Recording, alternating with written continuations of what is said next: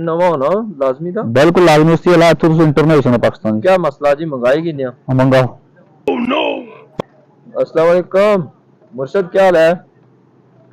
मुर्शद है कोई कोटा है पाकिस्तान के बंदे खलते हैं तो वो माफी नामा झंडा होना चाहिए ना, तो वो झंडा तो माफी नामा तो नाल तिमरा का झंडा भी नहीं चाहिए, झंडा लाना तो जल्दी मंगाने जी अच्छे बंदे। ठीक है। अस्सलाम वालेकुम। वालेकुम सलाम। हाँ जी मौलाना साहब, क्या मसला? कोई नहीं जी, बंदे कोई है जी माफी नामा तो नाल झंडा होना चाहिए ना। हाँ भैया, क्या हाल है? खैर खैर खैरियत बंदा क्या लग्या ना दे? सर इन्हें दसिया तुसा भी वार्निंग दी नहीं कि जो पाकिस्तानी इंटरेस्ट हो तुसने गला माफीनामा और पाकिस्तान झंडा होना चाहिए, वो इन्हें कोई नहीं। माफीनामा लाजमी था? बिल्कुल लाजमी था, कोई कंप्रोमाइज। मंगवान फिर। मंगाओ मंगाओ।